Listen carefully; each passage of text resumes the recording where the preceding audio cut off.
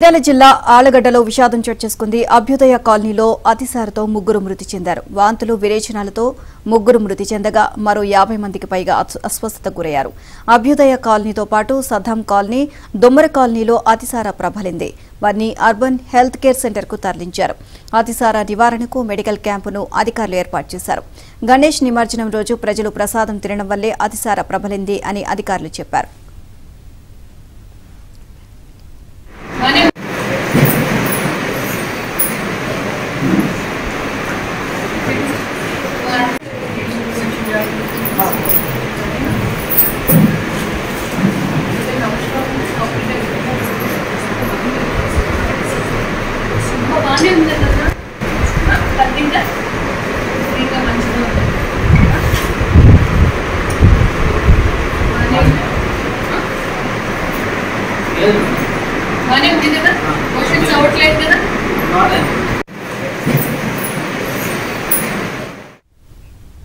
నంద్యాల జిల్లా ఆళ్లగడ్డలో విషాదం చోటు చేసుకుంది. అభ్యుదయ కాలనీలో అతిసారతో ముగ్గురు మృతి చెందారు. వాంతులు విరేచనాలతో ముగ్గురు మృతి చెందగా మరో 50 మందికి పైగా అస్వస్థతకు గురయ్యారు.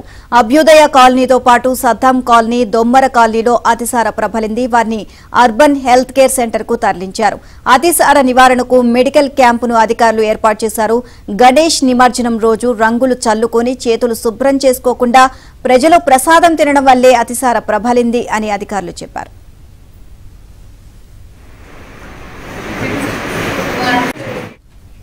ఓవరాల్ గా అంశానికి సంబంధించి మరింత సమాచారాన్ని మా కరెస్పాండెంట్ సుంకన్న అడిగి తెలుసుకుందాం. సుంకన్న, ఆసుపత్రిలో చేరిన వాళ్ళ పరిస్థితి ఏ విధంగా ఉంది?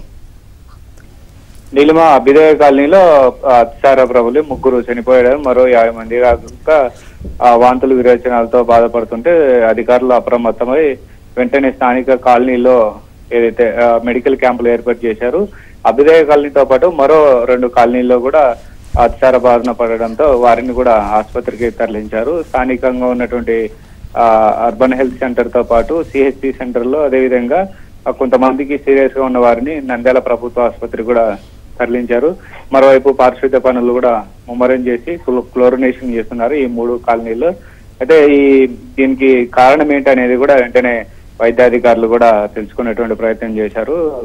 కొంతమంది అధికారులు కూడా అక్కడే ఉండి బాధితులను కూడా వాళ్ళకు మెరుగైన వైద్యం అందించాలని కూడా అక్కడే ఉండి మెడికల్ క్యాంపులు ఏర్పాటు చేసి ఇంకా ఎఫెక్ట్ అయ్యే వారిని కూడా ఆసుపత్రికి తీసుకెళ్తున్నటువంటి పరిస్థితి. ముఖ్యంగా 2 రోజుల క్రితం గణేష్ నిమజ్జనంలో చేతులు కడుక్కోకుండా రంగులు వాడినటువంటి వాటిని ఇంత ఆహార పదార్థాలు కూడా తీసుకోవడం వల్ల ఈ విధంగా జరిగి ఉండవచ్చు అని కూడా వైద్యులు అనుమానాలు వ్యక్తం చేస్తున్నారు. మరోవైపు జిల్లా అధికార యంత్రాంగం కూడా ఆళ్లగడ్డలోని పలు కాలనీలో 2 రోజులుగా కొంతమంది ఎఫెక్ట్ అయ్యారు. అది కామన్ గా అని అనుకున్నారు. కాకపోతే ఒకేసారి అభ్యుదయ కాలనీలో బాగా ఎఫెక్ట్ అవ్వడం, ముగ్గురు చనిపోవడంతో జిల్లా అధికార యంత్రాంగం కూడా అప్రమత్తమై హుటాహుటిన చర్యలు చేపట్టడం జరిగింది. మరోవైపు ఈ ఘటనపై కూడా ముఖ్యమంత్రి నారా చంద్రబాబు నాయుడు స్పందించి ఎలా జరిగిందని కూడా జిల్లా అధికారులతో కూడా మాట్లాడి దీనిపై వెంటనే నివారణ చర్యలు చేపట్టాలి, పారిశుద్ధ్య పనులు చేపట్టాలి, ఎలా జరిగిందనే కారణాలు కూడా తమకు తెలియజేయాలని కూడా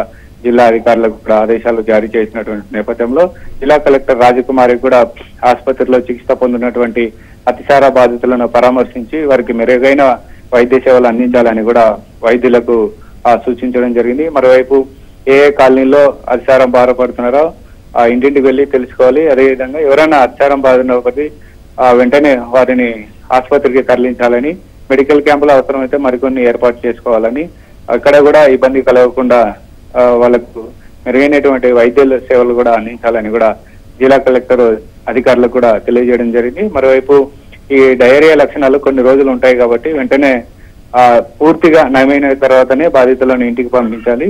అంతవరకు కూడా పంపించకూడదు, ఆసుపత్రిలోనే ఉంచాలి. ముఖ్యంగా వయసు పైబడిన వారు కూడా చాలా ఈ డయేరియా బారిన పడిన వాళ్ళకైతే చాలా అప్రమత్తంగా ఉండి వారికి మంచి వైద్యం అందించాలి. వారి కండిషన్ ఎలా ఉందని కూడా ఎప్పటికెప్పుడు కూడా పరిశీలిస్తుండాలి. మరోవైపు ఎవరైతే డయేరియా లక్షణాలు పడినారో వాళ్ళకు కూడా కొన్ని సూచనలు, జాగ్రత్తలు కూడా చేస్తున్నటువంటి పరిస్థితి. కాబట్టి ఈ ఎఫెక్ట్ అయింది కాబట్టి ఆళ్లగడ్డ ప్రజలు కూడా కాచి చల్లార్చిన నీటిని తాగాలని కూడా కొన్ని సూచనలు కూడా చేస్తున్నటువంటి పరిస్థితి. నీలిమ.